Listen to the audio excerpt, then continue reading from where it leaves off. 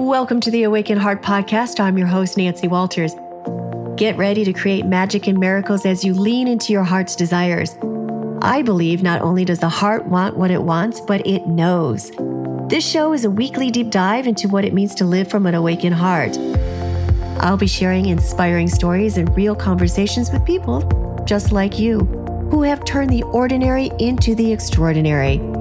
My mission is to show you how you too can be connected and heart-centered in every area of your life. Your journey to aligning with more love, more joy, and your wildest dreams come true starts now. Hello, my friends, and welcome back to another episode of the Awaken Heart Podcast. And today's conversation is a lot of fun for myself, not only because I have known this next guest for a very long time, since my days back in Hollywood, when we used to work on set together on numerous different projects. One of them was a major movie rock star. I will always remember our late night shoots on the set of that one with Mark Wahlberg and Jennifer Aniston, long time ago. And, we used to be the higher paid pretty model types that were paid a little more to be on set. And we played fans, or we played groupies for Mark Wahlberg. It was a lot of fun. I haven't seen Cheryl in a while. And then I got a ping in my email regarding her project that she just launched an online course for dating, Date for Success. And I knew I had to have her on my podcast, because I haven't had any talk about the dating for quite some time. There were some way back in my earlier podcasts, but I just love when I see people that I've known for many years reinventing themselves and turning a lot of their own personal experiences into programs or courses and such to help other people. So Cheryl has some really fun stories. This has been such a fun conversation. I mean, it wasn't fun to her at the time that she was going through it, but she uses her past dating disasters and heartbreak with everything from sexual abuse to being held captive in Amsterdam by a boyfriend's drug lord boss. That can definitely be chalked up to a dating disaster.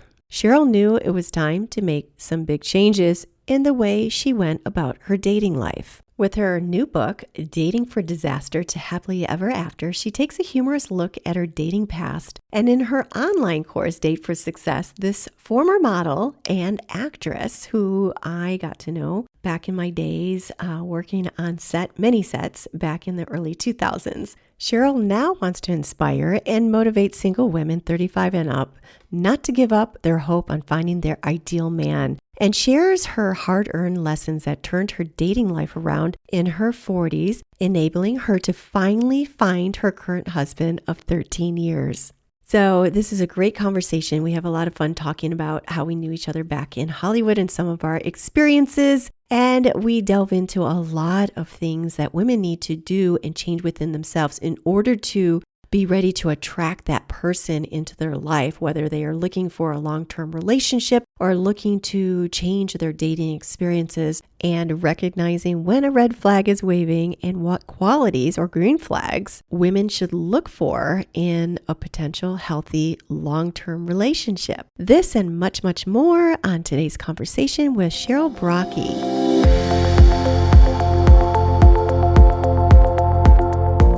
Welcome, Cheryl, to the Awaken Heart Podcast. Thank you for having me. I am so excited to be here. It's so exciting to have you here. Now, Cheryl and I have known each other for many years. We haven't seen each other in a very long time. We both worked in Hollywood together, and we lived in Los Angeles during our heydays, where we were pretty girls in Los Angeles, where we ended up on many movie sets, where we ended up at many parties. It was a lot of fun. This is like the late 90s, early 2000s. And well, before I go into some of the fun stuff we did, I got this email from Cheryl that she just created this dating course. She's a dating guru and dating coach. And I said, you have to be on my podcast, because I've been wanting to do an episode on dating and the challenges of dating and how you can date properly nowadays, because everything's changed in this digital world completely. And so Cheryl and I, we worked on many film sets. And do you remember, this is one of the most fabulous ones that I always talk about, Rockstar. I don't remember what the pre-production name was. Yes. Rockstar with Jennifer Aniston and Mark Wahlberg. We were at the Yeah. Ambassador Hotel for, I think, a week, and we were fans. What was his name? Chris, what was his, I don't remember his character name. No, I don't either. I But don't we either. were his fans with the teased hair in the 80s. And, Oh, we had to do the scene where Mark Wahlberg was like, at his hotel room, and we had rushed past and we were kind of storming his hotel room. And the Ambassador Hotel, it's been torn down since we did this, but it's haunted. And there were a lot of weird things happening during that shoot. yeah. And this is where during the heyday in Los Angeles, this is like mid Wilshire. It was one of the nicest hotels. All the rich people and the celebrities stayed there. Like Marilyn Monroe had her own bungalow there. It was a really famous hotel. Robert Kennedy got assassinated there, and we'd go to the kitchen, and there'd be a cold spot in the kitchen. Yeah. I remember going to the kitchen. Yes, Yeah. yes. And we had it was a night shoot. So we'd shoot until probably the sun came up or until like 4 a.m. at least. And elevators would go up and down by themselves. And I remember like even Jennifer was getting tripped out. And then for the sets, they would take photos. So when you set up a set, the stylists and whatever, they take photos of everything. And there'd be weird lights in the photos. Things were appearing upside down. It was so cool. And then some of the extras, we were extras at the time. Yeah. We were high paid extras. We were the pretty Yeah. girls.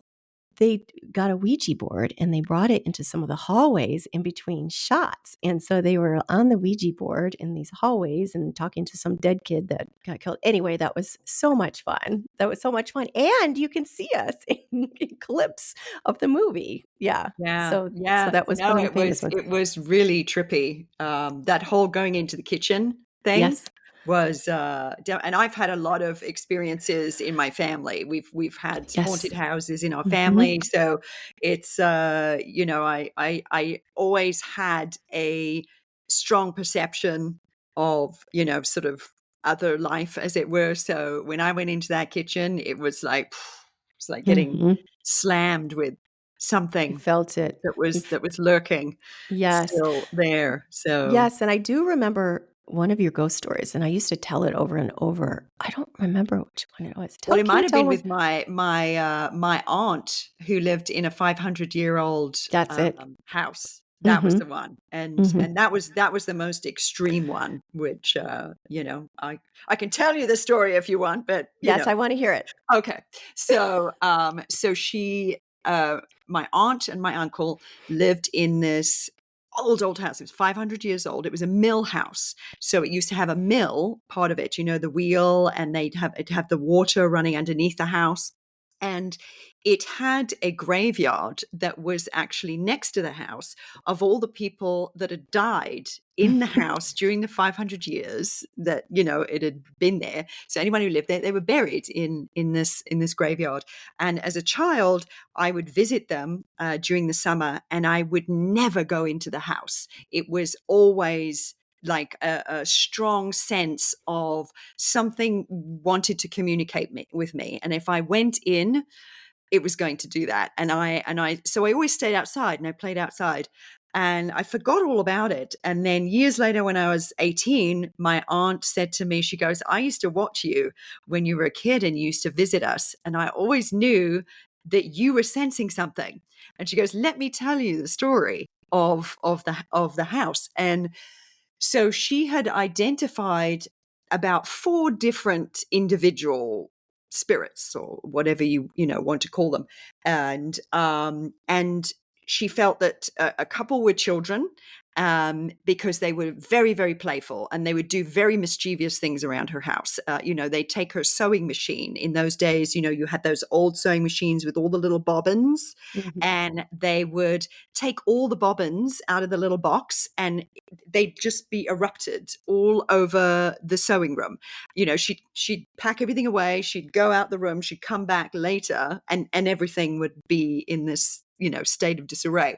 They'd hide her car keys. They would come off the hook, and she would find them underneath the cushion, or a vase of flowers would go from this side of the room and it would suddenly be on this side of the room, and so it was. And then there was one little malevolent type sort of ghost or spirit or who actually got into bed with her one night, which was the creepy time where she was like, "Oh no, this is crossing the line a bit. This is a little too Mm-hmm. creepy." And so, but you could see the outline in the sheets of the Oh bed. my God. She could feel it against her body, Oh and my God. I'm like, I I believe mean, in in the you, middle but of the don't show night, your. Yes. it's like, Yes. in an old creepy house, you can just imagine. So, so she was like, I knew that you sensed there was something there. So, Mm-hmm. and so it was validating of my Yes. intuition. So, Yes. yeah. And we have another friend that used to see, I don't know what they were. Remember Camille Anderson? Yeah. Yeah. She used to have them visit her all the time. And I don't know if they were shadow people, like where she'd wake up and she'd see, they were kind of blurry, but she could make out like, oh, she has red hair and she had a white dress on. And they're trying to talk, but you can't really make out what they're saying. She saw Mhm. another little child go from her bed to the bathroom. Like she, sitting on the couch, she saw an old elderly black man sitting on the corner of her couch. She'd be like, no, no, no, no. Well, there was once I was spending the night at her house. I totally believe in all this stuff. And she lived in Beverly Hills at the time. They'd follow her wherever she ended up being. So I slept on her couch. And then she calls me at 3 a.m. Her light is on. She's like, can you come sleep with me? I just saw one. I'm like, okay. Then I'm laying in bed terrified. I'm like, okay, I believe in you, but please don't show yourself because I'm going Yeah. to freak out. Yeah. Yeah. Yeah. It's tough because, a lot of people can be very open and susceptible to Mm-hmm. receiving that kind of communication, and it's just most common at night, and Mm-hmm. which is unfortunate Yeah. because it's just you're usually alone in the Yes. dark, and it's that stereotypical Yes. The witching ghost hour. movie, horror Mm-hmm. movie type Mm-hmm. scenario, and Mm-hmm. so it's quite terrifying. But a lot of the time, they're just very peaceful. Benevolent. They're not Yeah. all there Mm-hmm. to do some harm. They're just trying to communicate. Mhm. And you So can usually, like, will them away or no, say no, that's what she used to do. right. And I Yeah. think she had it since she was a child, but she shut it off, but then it opened again when she read, is it Sylvia Browne? Is she the one that did all those books about life after death and ghosts and It stuff? I think sounds it was familiar, she read the yeah. book and it opened up again. So, Mhm. anyway, that was a digression. There's a lot of spirits in Hollywood. There's a lot of Yes. other stuff in Hollywood too, but Very that's noisy another place it's a very noisy place, in more especially the ways than Midwest. one. Yeah, and she lived over by like Shenandoah, like what is it, Olympic and big, like a Hasidic Jewish neighborhood where I think it's La Cienega and like Olympic area, and there's a lot of old souls and spirits over there. So yeah, but then they'd follow her to her hotel rooms or whatever. Yeah. So that was a fun digression as I Yes. mess up my hair. Yes. So that was fun. So yes, Cheryl and I have known each other a very long time. And it's so fun to see someone like yourself. We were both in the same industry for yourself to end up she got a love story 13 years ago. So seeing where you were and what you were doing before to where you are now. So with that said, I would love to hear, I know you've had some kind of a tumultuous relationships that led you to finally kind of being like, okay, that's it. I need to like examine everything that I'm doing now that's not working. And you did that. And then you ended up meeting your husband. So we'll get into that. But first of all, can you share your journey from being a model, pageant winner in Hollywood, working in Hollywood, and what led you to becoming a dating guide, along with some of those fun stories that were traumatic at the time that, a lot of our audience can maybe see themselves in. Right. Yes.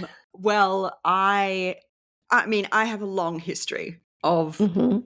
dating disasters, and I never made the right choices. I was actually notorious for that amongst close friends of mine, where they just always knew the next guy I was dating was probably not going to be, a good idea. And for the most part, I actually didn't even pick the guys I dated. Funny enough, even though I was doing all this modeling and TV stuff and the beauty pageant stuff, my self-esteem was actually so in the toilet that if a guy was interested in me, I would invariably just go along with it and just be like, Like "Oh, a okay, guppy. fine. I'm just so happy someone, wants to date me." So I would just Yes. go along with it.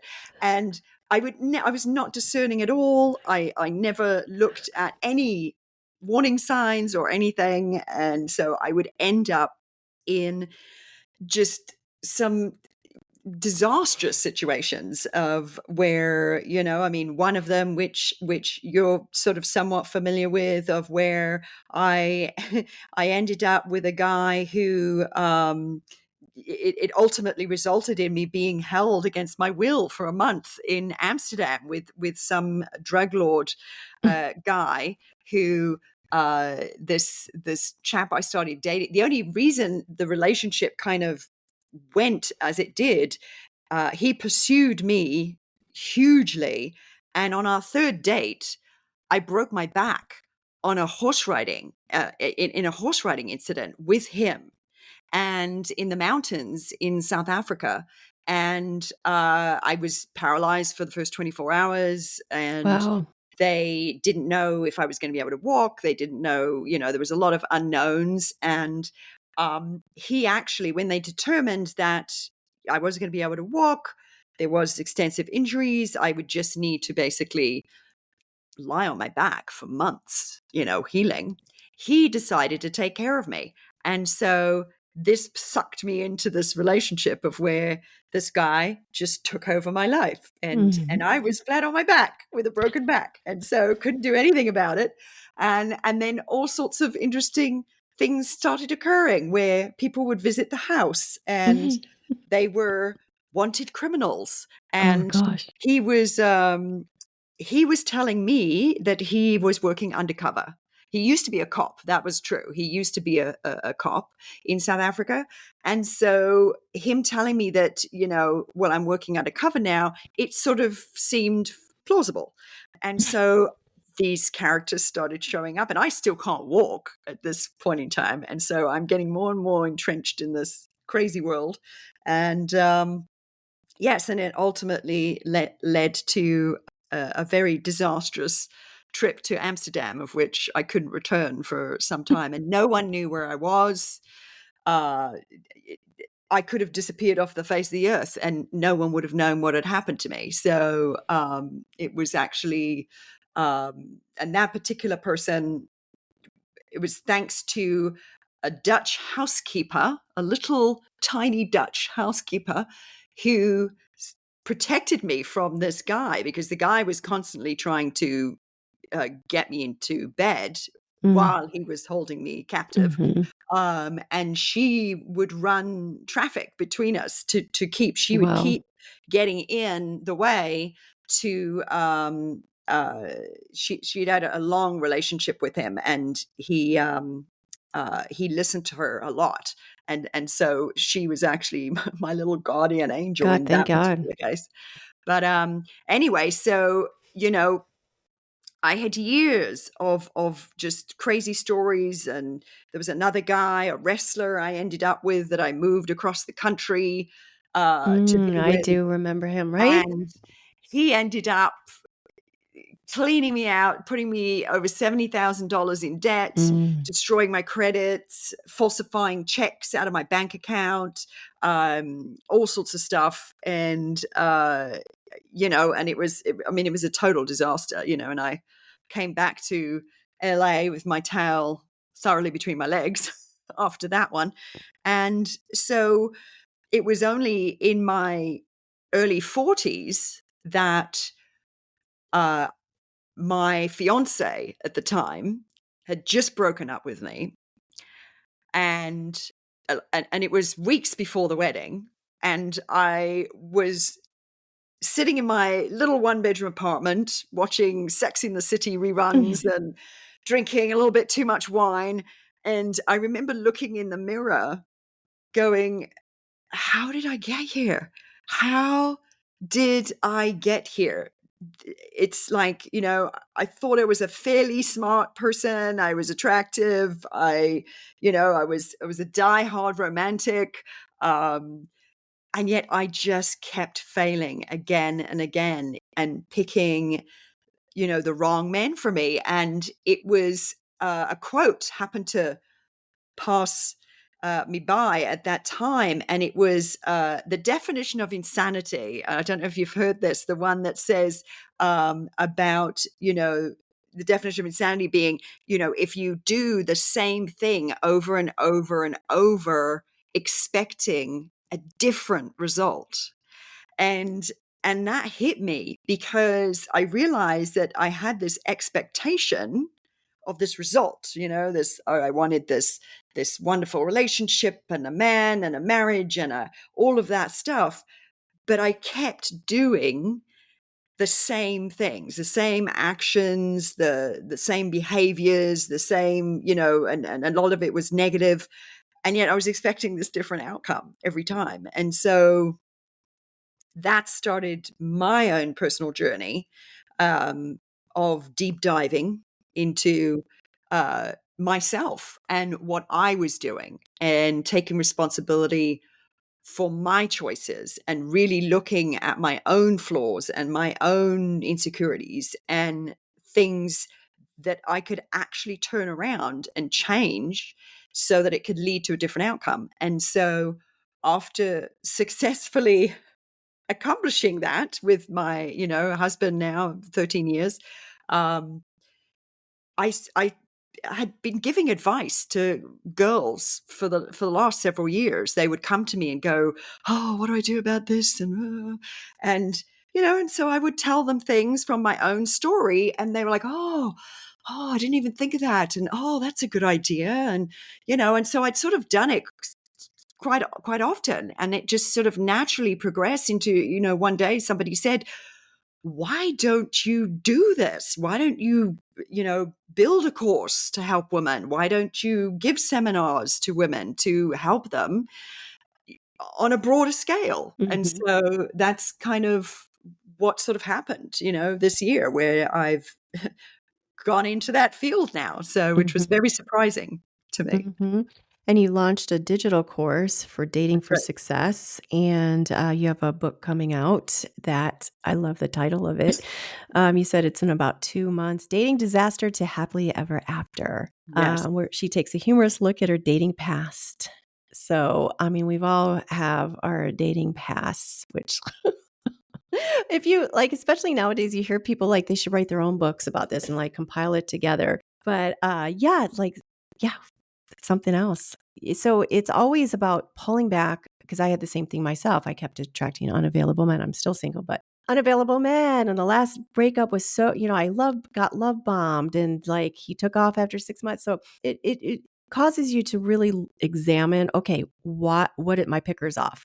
How do I keep attracting the same person over and over? Like read books. You take time out, really examine yourself and dive into you have to become who you wish to attract. You have to that's what I find. You have to know yourself so well. You have to really Mhm. become your best advocate. You have to really undo a lot of your shadows and you have to really examine things you might not actually want to look at. And it's not always pretty, but it's the only No. way forward. Yeah.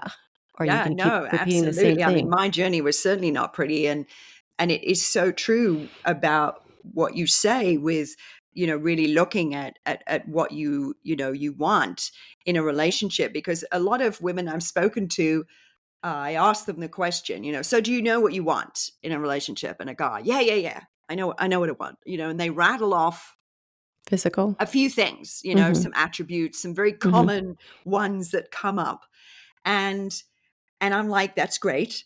However, you need to go so much deeper than Mhm. that, because to really be able to attract and manifest the right kind of guy, you have to really know exactly what it is that you really need and want in a relationship. And it's down to a lot of, fine tuning, a lot of details, because I think, you can probably look back at some of your relationships now, and you can see little things of like, oh, right, in that relationship there, I really realized that I actually needed X, Y, and Z. This is what I need. I actually need X, Y, and Z. I didn't know that about myself, but Mm-hmm. that relationship actually showed me that, I need this little nugget within a relationship.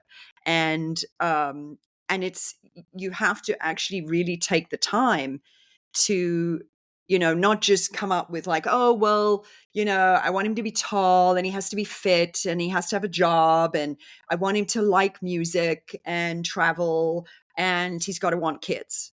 It's that's way too superficial a level of Mm-hmm. of what you need to be looking at. And the core, you have to really understand your own personal core values. That's Mm-hmm. key, is because that's the thing that's going to hold a relationship together or break it apart. Is Mm-hmm. if the core values are not aligned, it will ultimately, no Mm-hmm. matter the sexual attraction and the initial yay, where it's all Mm-hmm. fun and lovely, it's like if those core values don't align, then it ultimately will tear apart, Mm-hmm. unfortunately. Mm-hmm. So yeah, that took me a minute to figure that out because Mm-hmm. I didn't want to confront myself. Mm-hmm. I was more looking at what they did. What they did Oh to me. yeah. Oh, and he did this, and oh, and Mm-hmm. and he did that, and oh, this is wrong with him, and that's wrong with him. And it's actually the wrong viewpoint.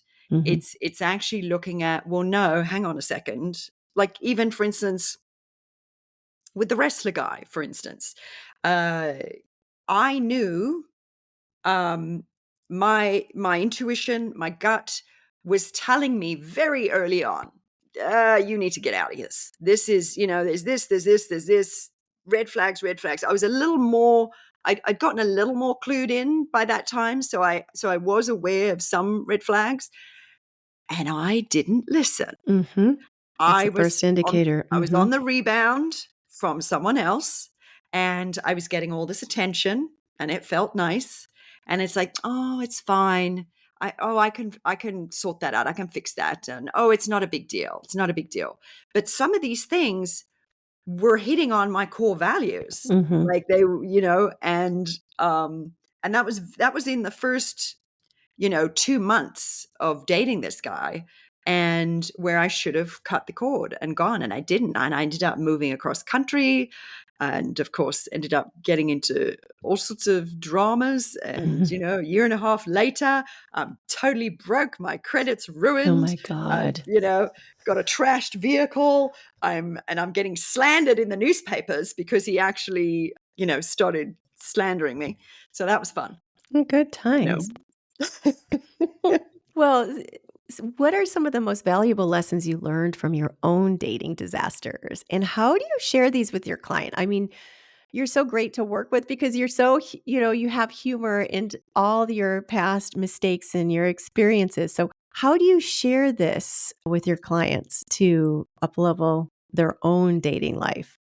Well, I mean, there's a whole sort of, like in the course, I sort of take them through various sort of steps, right? Hmm. So because in my own story, there was a few different factors. One, I had horrendous self-esteem issues, and with regards to men.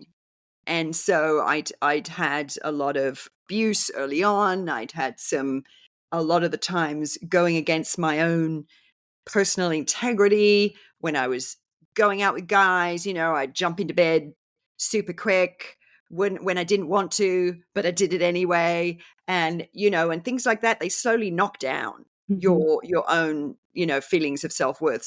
So I had to sort of build that up a bit first, because you can't date successfully if you're coming from a weak place. You have to actually validate yourself, validate your strengths, see what your good points. In the first module of my course, I call it sort of identifying your superpowers. And you are really taking a look at, and it can be small things, it can be big things, but it's really taking a look at everything you have to offer in life as a person, as a human being, to others, not just in a relationship with a man, but in life in general. And we have a lot of attributes that we often don't acknowledge and we don't really validate. And so, the more energy you can flow towards your positive attributes, it really helps, when you're sort of feeling a little bit knocked down, or, you've got some people that in your life who are maybe sort of invalidating you in some way, or you've been on a bunch of bad dates and you're feeling pretty crappy. It's really knowing your own self-worth. So that is one of the things that I, get women to do. And then it's taking a look at the past dating history, and where we've all got some bad stories. We've all got some ones we'd Doozies. probably rather forget.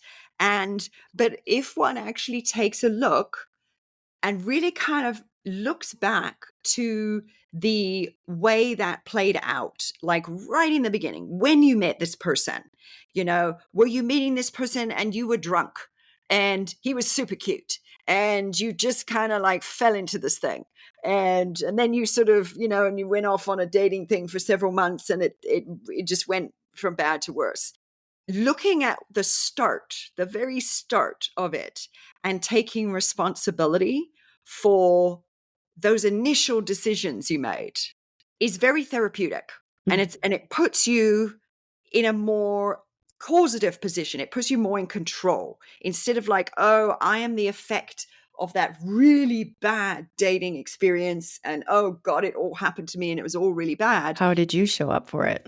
What did you contribute? Mm-hmm. Because you contributed something, You allowed it. right? And Mm-hmm. you probably contributed way more than you actually thought you did. What Mm-hmm. did you allow to keep happening? And when you start really looking at that, it sort of opens up realizations that you're like, oh my God, like I actually, wow, I really played a bigger part in that than I thought. And I can actually now sort of package it over here, and not have so much stuck attention on it, to where it's like, oh, you're always like, oh God, but this thing that happened to me, and you're not carrying it forward, because, Mm-hmm. if you're trying to go into something new, you don't want to be carrying all these heavy suitcases of, you know, of bad experiences. One is Mm-hmm. trying to come in a little Fresh. more refreshed, Yes. with a new viewpoint and an open heart. And it's like, okay, I've learned some lessons. So Mm-hmm. so those are a couple of things of taking responsibility. And I mean, there's a lot more that I go into, but Mm-hmm. I'll let you ask me some questions. And Yeah, so it's not like putting the blame game, because a lot of instances, there's a-holes out there and there's yes, narcissists. I mean, I think we all have had one narcissist in our lifetime, but you learn from that and you don't keep repeating. And that's why you kind of take a break and re-examine yourself and where you're coming from. And I know I used to, I had a psychic that I talked to before that she used to say, like, you're just like a guppy, a man comes along, you're just floating around, oh, look at me, kind of thing. I was like that. I was always chosen. Oh, he likes me. Yeah, and then I think a lot of women, I know I felt I experienced this in my past, especially if you get sexually involved right away. There's that bond, and it does bond you. Mhm. Before I used to be like, oh yeah, have sex on the third date, but I was in relationships as time went on. That wasn't happening. I was getting like, not leaving my heart locked in the trunk of the car. I was leaping full in, but you bond with them, and then you become afraid of losing them, but Yeah. you've already been lost because he's treating you like crap. He's not calling you. He's doing sideways comments to you, maybe not making plans with you or canceling last minute, but you've allowed it and you've lost your own voice. I know I've lost my voice in past Mhm. relationships where there'd be something really not nice said to me, and I take time to process it, but then I became walking on eggshells. But there's a point where women abandon themselves, and it's so important to be your best friend, your best advocate, taking care of that little girl. Do not abandon yourself for anything, because doing that, you haven't lost the man, you've lost yourself. And the most important relationship you can ever have is with yourself. Absolutely. No, Mhm. absolutely. I mean, I have this little saying that what you validate, you create. Mhm. And that goes for anything. So if you're validating somebody's bad behaviors of, like where if they don't call you, when they say they're going to, or they keep canceling last minute, or they are derogatory towards you, and you don't handle it Mhm. correctly and you just take it, you're validating that behavior, and you will then keep creating it. You're Mhm. actually allowing it to be created. And the same is for the positive things. If you put your energy towards validating the good that you see in yourself or the good that you see in another, and you will then create more of that, so Mhm. it's so true that one has to really uh early on know what you are willing to experience with a guy and what you are not willing. It's like I have these things that I have in also the course as well, where you divide up your needs and wants, and it's into the non-negotiables, which is your core values, those Mhm. very key things that are the base. Then you have your negotiables, and then you have your cherries on top.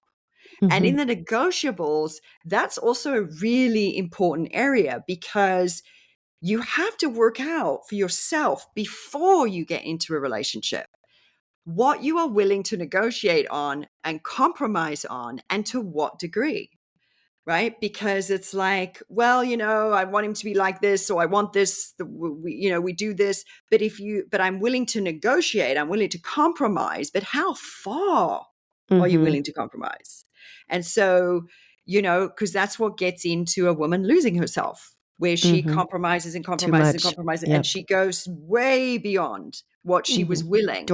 And Doormat. once you're Become in the relationship trying to figure it out, it's too late, because Mhm. you are emotionally attached. You Mhm. are completely, in this person. Mhm. And you've got a sexual relationship, if it's very physical, and you've got all that nice, cozy, lovey-dovey stuff at times, boy, the blinders come on. Yes. Yes. It's a And drug. yes, Literally. it's It's like, like woo, cocaine can't see. addiction. Mhm. So you have to do the work when you're not in a relationship, so that you can actually see and be impartial to, the things that you're looking at, and really work it out, so that when a guy comes along, you can basically go, oh yeah, this is one of my things. You know what? That's not okay. And you don't have to be um like, you don't have to be sort of like an ass about it. You can just be very, polite and pleasant about it, and go like, hey, that's I think you're a great guy, but this kind of thing, I'm just not okay with Mhm. having in my life, and I wish you well. And Mhm. so, It's a nice it's way to like, say it. you do you, and Yeah. I'm going over here. Yeah. It's like, I'm running over here. yeah, quick, get out. So, Oh God. because we all have we all have our faults. Mhm. We all have our quirks, and our things that we Absolutely. maybe not so good at in areas, and guys, whatever stage they're at in their life, may not be the stage that you're at, you Mhm. know, and but you have a physical connection, right? And there'll be you meet the Chemistry. person, and you might have a great conversation, and there's some chemistry, but underneath it all, he's at this place and you're at Mhm. this place, and it's not gonna and Mhm. it's unfortunately those I found the instantaneous physical Yes. connections were usually the worst ones. Yes. I've They learned were that too, always and the I've worst relationships. mhm. I've been told that too because I've done coaching too with trying to heal over my last breakup, which was a long, long time ago, but he helped. But he always says that when you have that instant physical attraction, run as fast as you can, because it's just sometimes it's unresolved karma. It's some agreement that you have to work out with each other. And a lot of times that is the thing that you need to stay completely away because it fizzles out after a while. Yeah. You want to have some kind of foundation. There's got to be something interesting. I mean, the difference between you need to be physically attracted, but there needs to be more there. And physical attraction is what separates you down the road. When that honeymoon phase is over, you can keep coming back to the spark. Like, you have to have a spark to keep coming back to. Mm-hmm. It separates you from becoming, a lot of people are just living with each other and their roommates. But, those core fundamental values, like you've got your negotiables, but then you've got your core values, like, is he, generosity? Does he anger easily? How is he with his family? Like, there's core values that you do not compromise on. And I know you were talking earlier about the red flags that were going off with your past boyfriend, like, oh, my core values, but you didn't know your core values then. You worked on them No, later I on. didn't. I had no idea. I was like, core values? What is that? Yes. I had Yes. no clue. Yeah. I didn't know what I liked at all. I mean, Mm-hmm. I truly was a dating disaster. And it was just, I definitely feel that I was way at the bottom of the scale than most women. A lot of women have sort of, they know some things. I really, since day one, I jumped into my first relationship as a teenager because the guy liked me. And I just literally went from one to the other, to the other, to the other, to the other, and never took a minute to actually look at who am I? Mm-hmm. Yeah, that Who was am second I? before. What do It's I like all stand about for? him. Yeah. Yes, Yeah. and I would devote myself into Mm-hmm. you talked about losing, a woman losing herself. Mm-hmm. One of the key signs of a healthy relationship is when both parties actually can live fully as themselves, together, enhancing the lives of each other, right? It's not, oh, you have the guy living his life and the woman is trotting along afterwards, giving support Mm-hmm. and Mm-hmm. enthusiasm and whatever food. It's kind of a lot of Housekeeping. women a lot of women, do a lot of giving with food. Yes. But Or I'm going to clean your house. Like, duh. yes, I'm not yes, his mother. Okay. yeah, You're trying to be the yeah. best girlfriend ever. He's going to forget his old girlfriend. She was so horrible. He's just going to see how good I am. No, he told me when he broke up with me, he's like, you never fought back, because he would push stuff, but he was Mm, used to dysfunctional relationships. And he later yeah, confessed to me it was a pattern over the years. Like, he'd bail. As soon as they got close, he'd run, because yeah. that emotional intimacy, the mask comes out and you run, but you never fought back. Like, well, you shouldn't have to But test you me. You don't weren't right really anymore. want a relationship like that anyway, Yes, where it's yes, like but he was used to that kind of relationship, yeah, and I would have seen that before because there were signs when you look at and examine that I chose to ignore. yeah. And there always are signs. There's Always, always always, always. signs. And you got to Yes. listen as women to your sixth sense. We're gifted with the sixth sense for a Mhm. reason. We're raised with the sixth sense. We used to protect our kids, like, take care of the homestead.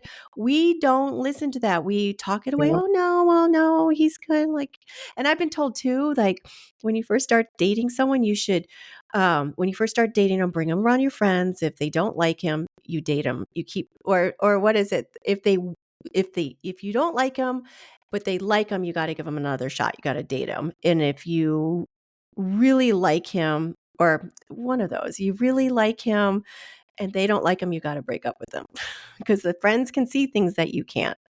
Yeah. I mean, the guy that I ended up the whole Amsterdam and the all that crazy, I met that guy. It was actually a very movie moment because I was dressed as Scarlett O'Hara at the Mhm. time, and I was standing at the top of a staircase outside a house on the porch, and it was at a fancy dress party. This car comes sort of screeching around the corner, comes to a halt. This absolute stud hops out the car, doesn't bother to use the gate, just jumps the fence very casually and, saunters along the lawn. And Oh, the he saunter. saw totally Warnings. big saunter, right? Bulging muscles. And he stands at the bottom of the stairs, and I'm at the top of the stairs in my dress. And he stops dead. He looks me straight in the eye and maintains eye contact. And he slowly ascends Oh the God, this is staircase, trouble right? right Not away. I can taking his see it. eyes off of me. My girlfriend, one of my best girlfriends, who was a very, I'll say sensible. That sounds almost just too boring. She was somebody who made good decisions. Mm-hmm. Like, she was actually somebody whose life was very simple, and it went well because, she could really, see things for what they were. So she was a good person who could give a good advice, is what I'm trying to say. And so anyway, so he ascends the staircase, and I'm just mesmerized because, and again, I'd just been dumped 2 days Mm-hmm. before. Mm. 2 days before. He knows my friend. They actually knew each other, and he stands at the top in front of me, and he mouths to her, he says to her out of the corner of his mouth, he goes, "I do not know who your friend is, Kat, but I'm going to marry her." Nowadays, I'm sorry. I'm done. yeah. Literally finished. Mm-hmm. And she hisses in my ear, "Don't you dare. Do not. You do not know this guy. You do not know him like I do. Do not dare go, Mm-hmm. talk to this guy." Oh, I can't hear anything at this point. You were I'm just wounded. completely Oh mesmerized, Lord. enchanted. It's like a fairy tale. It's like the movies. And then he walks off and he goes inside, and I'm just all I can think about. I'm instantly obsessed. And so it was all over for me. And I did Mm-hmm. not listen to her. To her. And Mm-hmm. she knew him and knew his Mm-hmm. history and knew all sorts of all the shenanigans that he'd been involved with and this and that. And so I started this relationship behind her back, Mm. and she didn't know what was going on. And it was literally 5 minutes later, I've got a broken back. And Uh-huh. so, and now Mr. Hero, who wants to marry me anyway, is now essentially wiping my ass every day Yeah. because I literally can't move because Mm. I, fractured all this vertebra and what have you. So, but it was a prime example of just being blinded by, Totally. by a lot of what we, unfortunately, we get bombarded in society. You've, I'm sure, experienced this in movies, in romance novels, in magazines, in social media. Is since we were little, this idealistic fairy tale Mm-hmm. of And love, that was it. right? And Yeah. we're like, oh, right, Until you because know it's better. fantasy. They write these things because, oh yes, you want to dive into this other world that is so wonderful, of an instant connection, and it's magic from there on. And Mm-hmm. oh, there might be a few little bumps, but it'll all end up being right in the end. And he is your Prince Charming, and it's such a disservice to women because Mm-hmm. so many women have that sitting there, and they're like, "Oh, I've got to find the one. Is he the one?" And Mm-hmm. and and it's got to be instantaneous. And if it isn't instantaneous, then he's not worth looking at, right? And so there's a lot of false ideas Mm-hmm. that are perpetuated in society that are not doing women any favors, you know. Mm-mm. And So, yeah, and here's the thing with him. Like now it'd be like as soon as you said he sped up, jumped over, and sauntered, the saunter, I'd be like, oh, I'm like, oh God, no. But you were in a wounded position, you were yep, licking your wounds, yep, still probably younger in this whole ideal, the fairy tale, and that was it. That was something really literally out of a movie or yep. a fantasy. So of course you did it behind your friend's back. I mean, we all like went back to guys and like don't tell our friends, sneak around and see them. But yeah, he would have had me at Saunter, and I've been like, so Yep. n- yeah, Yeah. I not. was in But my I any was in my early 20s. yeah, yeah, So, of oh course, yeah, it was it's it gonna was happen. Yep. And the thing is, too, when you're wounded, when you're not feeling good, or a lot of insecure women, you're a magnet to those type of people. You are a magnet to narcissists. You're a magnet to an egocentric. You're a magnet to emotionally unavailable. There's an unspoken thing where they can pick out the one that's been wounded across the room, and they'll go across the room, and Yeah. it's some Pounds. energetic thing. Yeah. Yeah. So if you're wounded, I mean, you can go out with the girls and have a good time, spend time with your friends. If you just up with someone, don't try to date right away. Really kind of examine what happened in the last relationship, not only Mm-hmm. how the other person, but how you showed up for yourself, how you let yourself down. Mm-hmm. Read books, read self-help books, take your course, like something like that, to get them back and ready again. So you don't keep repeating all these things. You I can learn a know. lot earlier. I know. I mean, So, I really don't want women to have to go through the decades that I did because it mhm, was painful. it's It very really painful. was painful and heartbreaking, and I felt hopeless Mhm, many a time, mhm, many evening where I just was like, I am going to be alone for the rest of my life with my cat. mhm. And Well, that's me. that's But I'm not going through all these bad relationships anymore. I'm Mhm. just going through singledom, but I sense things right away. I'm like, you can pick up a phone and call me. Okay. Or like, okay, can you pay for an appetizer and my drink? Like, can we order, little things like that. I just don't have time for people that just, so that's what I wanted to go into this, just talking about the way dating is now. So my last relationship ended, God, 2014. Wait, 2000, well, officially 2015. And what happened around that time, swiping apps came along. So you're lucky you got into your relationship 13 years ago before this happened. Yeah. So, I mean, years ago, I used to be able to go on Match.com. You actually meet somebody within like a week or 2 weeks. I mean, I was probably like 34, and there's something you hit like, oh my God, we met online. Don't tell people we met online. But I think it's devolved so much the way dating is. I particularly don't like being on apps. And you had mentioned before we hit record how a lot of women our age just don't want to have Yeah. any part of it. So, what do you see as far as the dating landscape changing with the context of the digital age? And there's so many shifts in the digital age. I mean, you got Bumble, you got Tinder, and all that. Everyone's on it, but it feels like it's such a distracted world. I know there's a lot of great men out there. There's like people are like, oh, there's no good men. There's a lot of great men out there.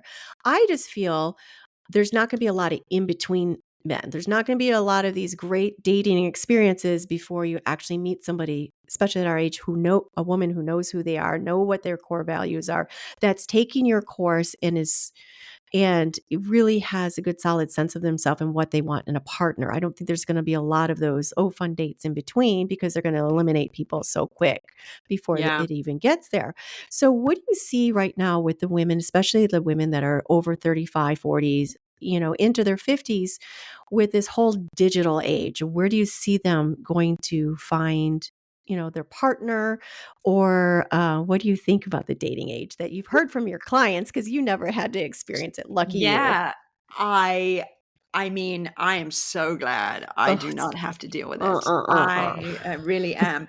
And because it has partly descended into this sort of instant gratification type thing that is very prevalent in society on some of these apps where it's like, oh, oh, let me date this one. And then you look at it and you're like, oh, this one's better. I'll date this one. And you just literally are it's kind of it gets into this very aberrated sort of way of behaving, like you're just going into a grocery store trying different boxes of cereal, where you just, oh, I'll have this one now, I'll have this one now, I'll have this one now, and you're not really putting any effort or anything really into actually trying to really discover anything about these women. I think that's happening with a lot of men, because I think and I may be generalizing a little bit here, but I think in the older age group, the men are a little more troublesome in terms of dating a lot, like whereas the women, not so much. Maybe the girls, when they're younger, in their 20s, I think they kind of tend to use the apps and date rigorously. Mhm. But the women that I have surveyed and spoken to that are kind of in our age group really don't want to be dealing with that. Only if they're a business person who has very little time on her schedule, and but she wants to sort of somehow step into the dating world, then she'll kind of like, okay, let me put in some statistics and some info and let's see if I can get a few hits, because I don't have time to go on, on dates. But that's a big, that's a corporate woman who's, got a very high powered job, and she's, very, very busy.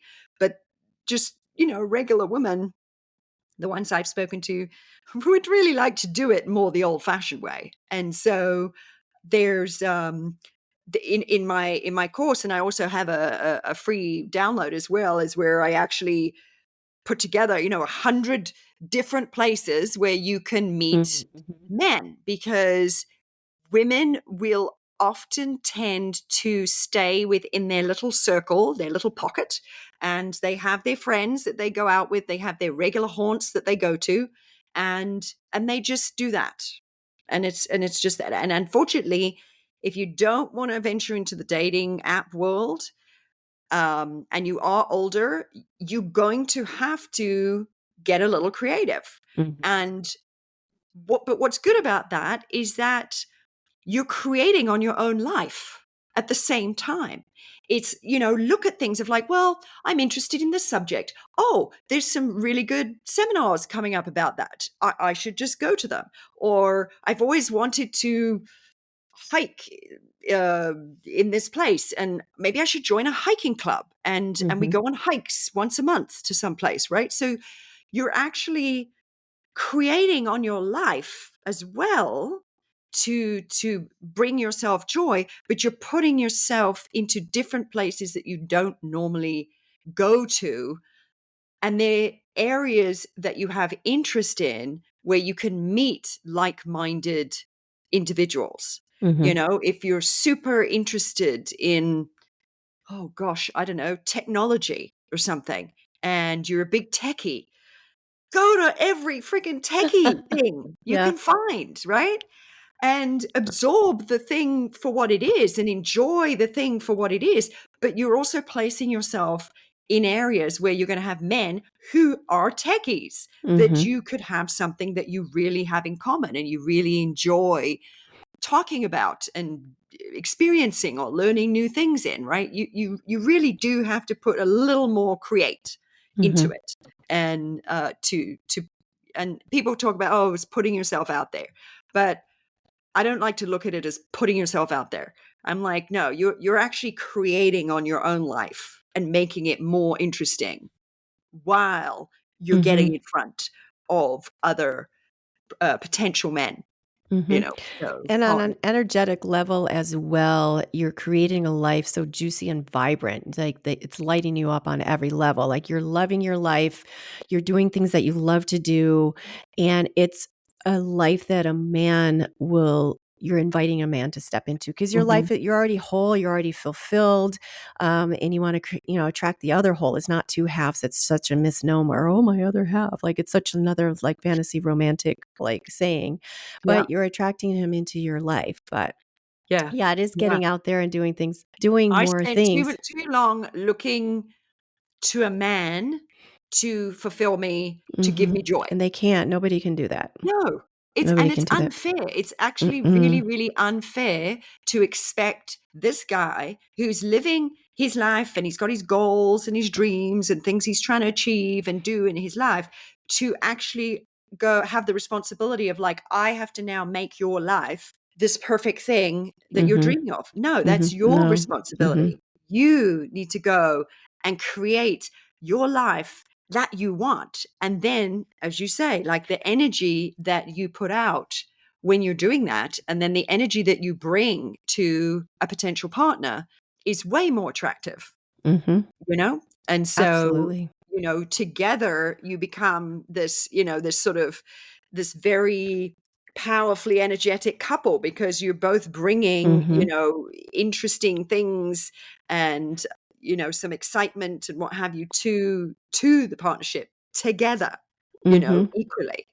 So, Absolutely. yeah. Absolutely. So when women do, like, you're dating for success and they take this time out to really get to know themselves and up level their own lives, so it's like you're not looking for a Chevrolet out there. You're looking for your Lamborghini. So you're going to be this high value woman that is so, you know, really knows who she is as a woman and has her own back. There's not going to be as many, there's just not going to be as many men that are going to fit, that are going to be aligned with you, or that are going to, a lot of men are intimidated by this. Like there's men Mhm. that they want to be the one, like they don't want someone that's so fulfilled already.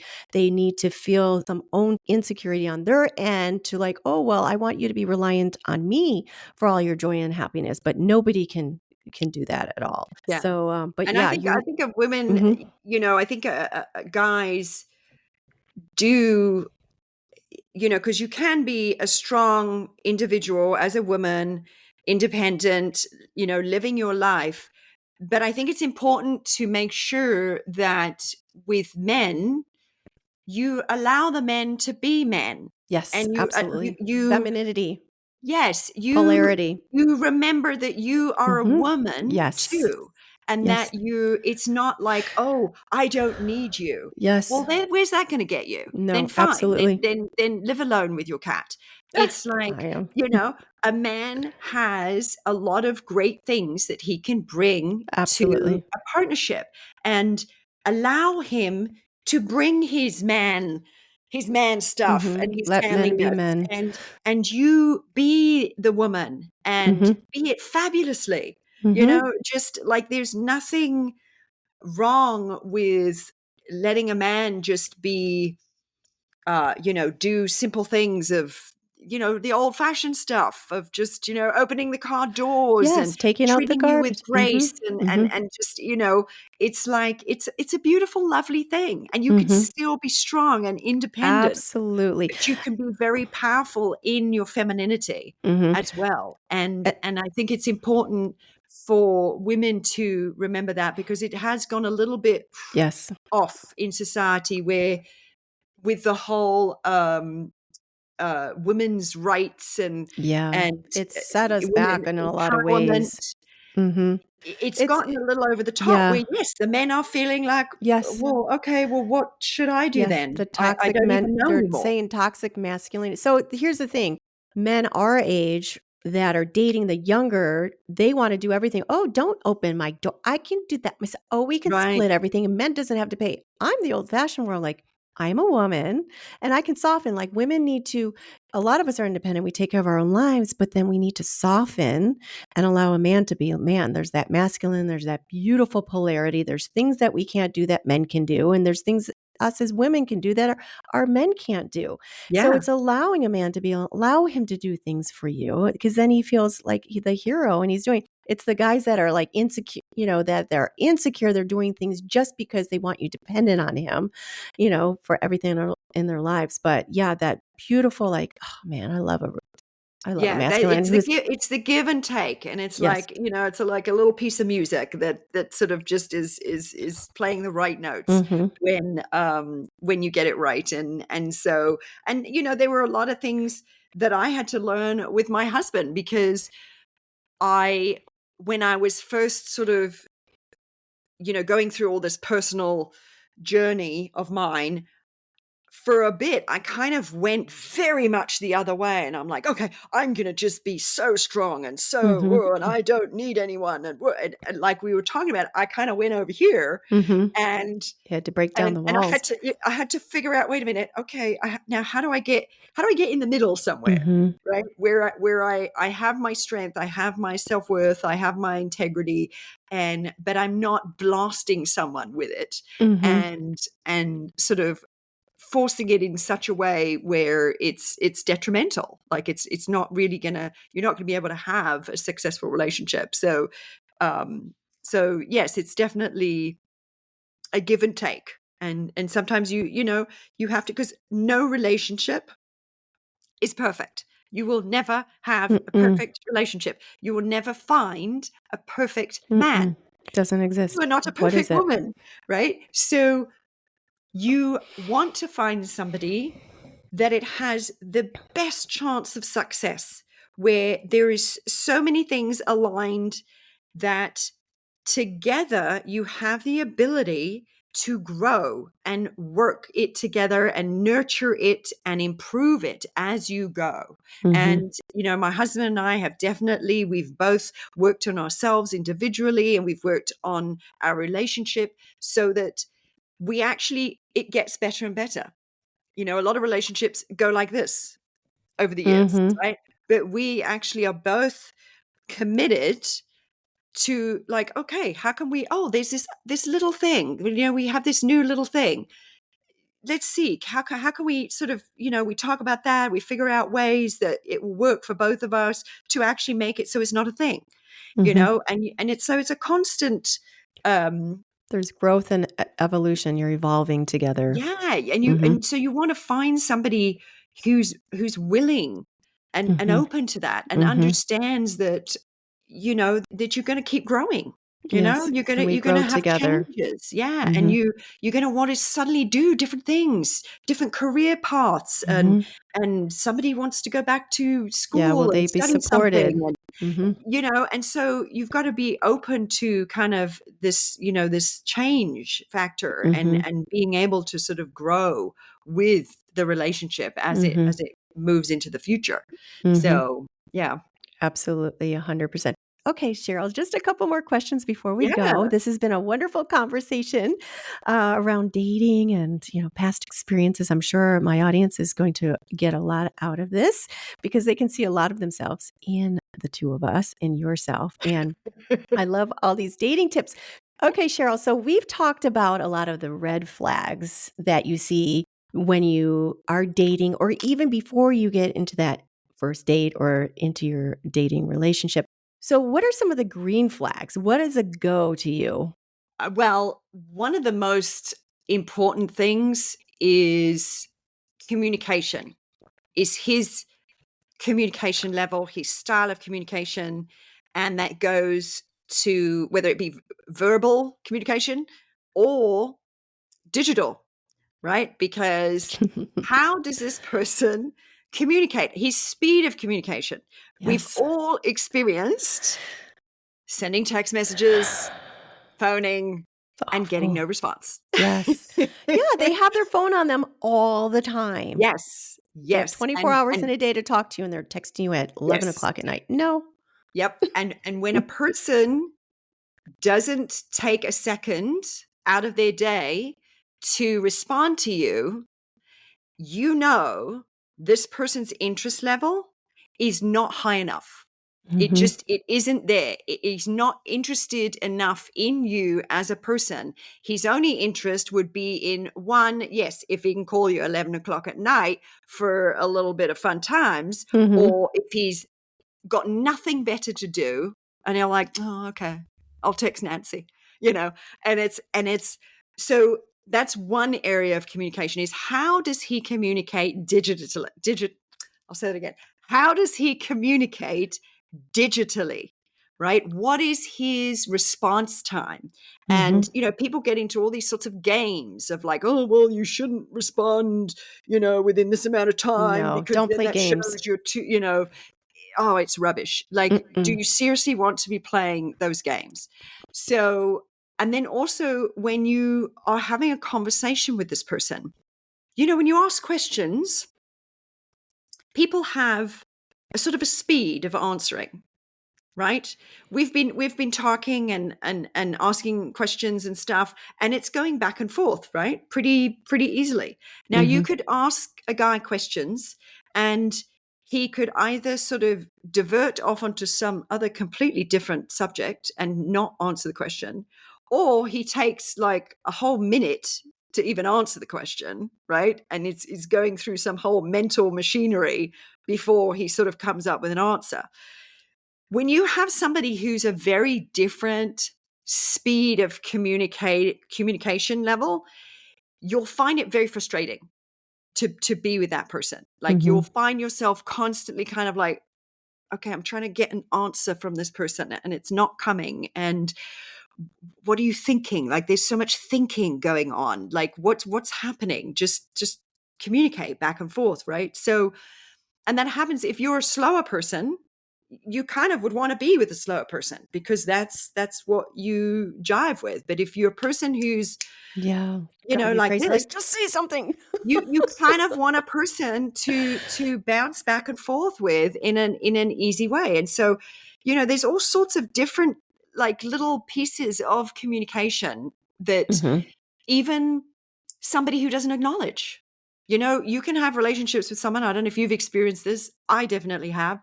You say something and you don't get an acknowledgement back. They're not paying attention. Mm-hmm. They're buried in their phone or what they're doing or Being whatever. present. You might have to say it 5 times to get a response. There's things like that where you exactly.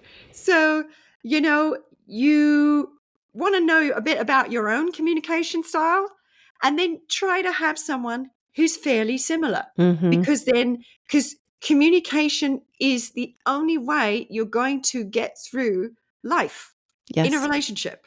It's the way you're going to talk about your dreams and your goals. It's the way you're going to negotiate through any kind of differences. It's the way you're going to resolve conflicts.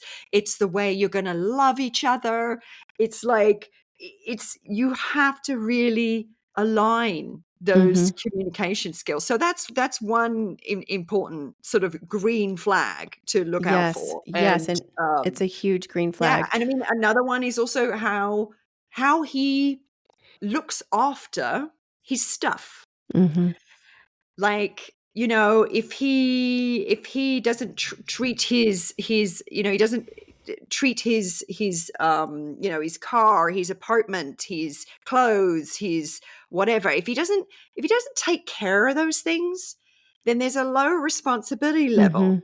There's a good chance that means that, well, he probably pays his bills late. He probably it doesn't take responsibility for certain actions. And, it's kind of like a key indicator of responsibility level, Mm-hmm. of how this person is going to show up in a relationship.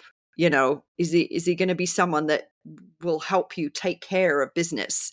Or is he always going to be like where you've got to literally tell him 10 times to do something, Mm-hmm. before he does it, and then he does it begrudgingly, right?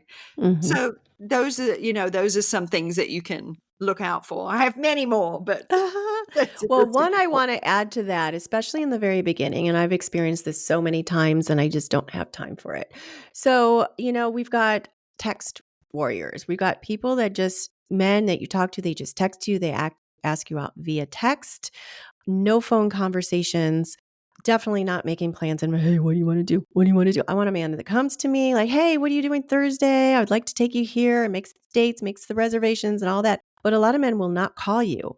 Mhm. And even after a date, they're still not calling, maybe texting here and there. It's like you said, they're not really thinking about you, but it's like, you're not really trying to get to know me. You're not trying to Yeah, get to know me. You're not calling me. You're just throwing texts here and there. And you can just look at it like, okay, well, they're not that interested. And that's okay. It's okay to yeah. recognize It these things. yeah, Yeah. And seeing that they're not showing up the way that you would like them to. yeah. And, they either do or they don't. It's like, he's just not that into you. Next, Yeah, I mean, it is, unfortunately, he's Mm-hmm. just not that into you. And there may Yep. be another girl that he meets that is his item. That's Mm-hmm. literally He'll like, be oh, this pursuing is her. the girl of my Mm-hmm. dreams. He's all over that, like Yes. flies on rice. Yes. So, and with the texting thing, you bring up a good point, because one of the problems that I've seen, and this is not just with relationships with men and women, but in all areas, is that the texting has sort of reduced the confront level of people. A guy who will just text and won't call doesn't have enough confront to pick up that phone, to actually hold a conversation, Mm-hmm. to actually engage, ask questions, answer questions, right? It actually requires a bit of, effort and doing this. So if a guy is just, as you just doing the texting, it really is a bad indicator. It really Mhm. is, a red flag. And maybe the younger generation, Yes, the younger generation doesn't wanna that's all have they know. conversations. Yes. That's all Mhm. they know, Like, "He called and me." that's good for them. Yes, good for them. But a man should know with a high caliber woman, like a woman that's, maybe a what we're Gen Xers. Gen Xers, you know what you need to do to win a woman's heart like that, but you're Mhm. just too lazy to because you're dating all these younger women. But yeah, the texting thing, I just can't. I like texting, it's fun, but if you're really trying to get to know me and you want to Yeah. know me, you got to pick up a phone and call, and you got to Let's make chat. plans in advance, not 2 Yeah. hours before. Yeah. Yeah. Yes, And I will defend some of the men a little bit, in the sense that I think they have been very confused absolutely. I was going to by say what that. is Mhm. out there, Mhm. and a lot of them really are just, oh God, what do I do? I don't know. Yeah. Yeah. This is saying do this, this is saying do this, I Yes, don't I know. agree. So Mhm. so when one actually does get in front of somebody who is a potential prospect, You gotta show them. when you have, yes, when you have, and you do it in a way that's not making them wrong, that's Mm-mm. not You invite them. attacking, and it's You not like, you're an ass for not doing this. When you do it in a gentle and way, an and you invitation. just kind of, you sort of like, oh, and you let Yes. them know things that you like, and how How you'd it like makes it me to be. feel. And then if the guy is truly like a Perceptive. potential Mhm. person, he'll hook on that, and he'll, Mhm. okay, okay. Mhm. And so now he's like, oh, good, I got some info now. I know what to do, right? Yes, He has yes. some stable information. A guy who is an ass and Won't just pick up her. poo-poos it, then fine. Yes, you don't want that. But, Mhm. you do have to help men a little Mhm. bit. I You agree. really do, because the poor buggers are confused. I They've been agree. fed so much false information, and there's a lot of really good guys that just need a little guidance, a little Mhm. gentle guidance, Mhm. and then they can flourish. And then they, Yes. they actually will, like, flourish into really good prospects. But Mhm. you obviously have to decide for yourself if this person is worth doing a little Mhm. A guiding, little nudging. with, Mhm. so yeah. But Yeah. yeah, it's Yeah, it I've been told to say ask, like, an invitation. So, like, if you're in a room and it's really cold in there, you're just like, "Oh, I'm really cold. You have a blanket?" Inviting a man to go and turn the heat up, something like that. You do an invitation, "Oh, I'm really cold." See if he's gonna nurture and take care of you. Just Mhm. invite him with your femininity and, say it and give him some guidance. "Oh, I just, I really love a man that, I really like a man that can, make plans in advance or, like, that takes the charge. I trust you to Yeah, make plans." Like, yeah. something like Yeah, that. and you're like, "Yeah, I think it's so cool. I think it's Yes. I think it's so great." And, Yes. you get a chance to be creative, and, Mhm. hell, if you can't think of any ideas, I'm sure Google has some, and Yes, there you go. and you just, and you kind of help him a He's little up bit, for the and just challenge. and validate him a little bit, and it's amazing what you can actually have happen with Mhm. some guys who definitely will turn into really good prospects. Yes. So, Yes. yeah, Yes, kiss the frog. right? Yes. Well, Cheryl, this has been awesome conversation. I would love for my listeners to know where to find you and how to work with you, and talk about some of your upcoming book and your course.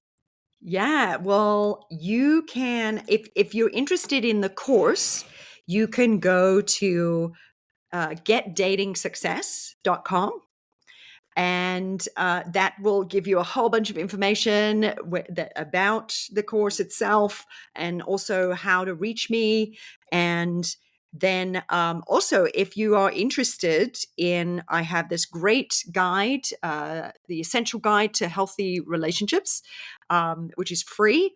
So you can go to getdatingsuccess.com/free, and that will, where you can actually get that guide.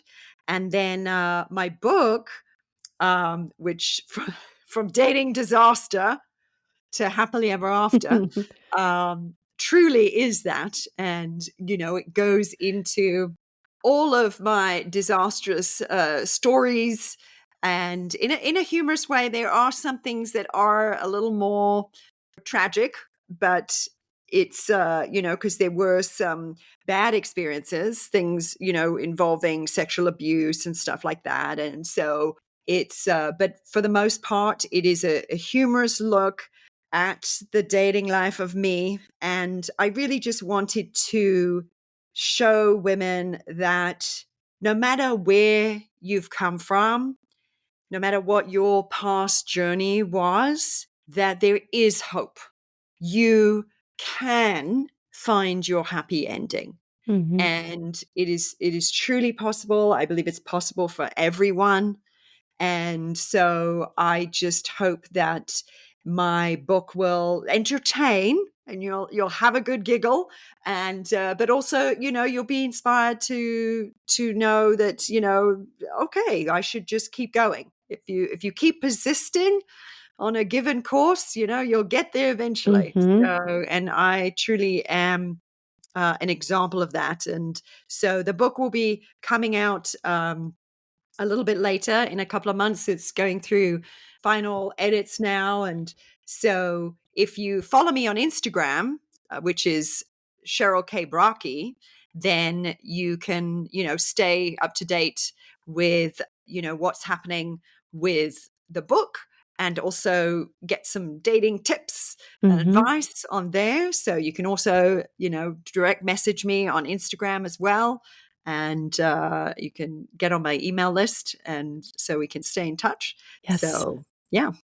Yes. Yes. Yes. Yes. I'm going to put all that in the show notes. It's been so wonderful having you on. There's one last question before we go. And I'm going to ask this in a different way because of the topic that we've talked about. And that is, what does it mean for you to date with an awakened heart? Wow. Well, so what does it mean for me personally? Mm-hmm. Mm-hmm. I think that for me, dating with an awakened heart, that was the key to my successful relationship. Mm-hmm.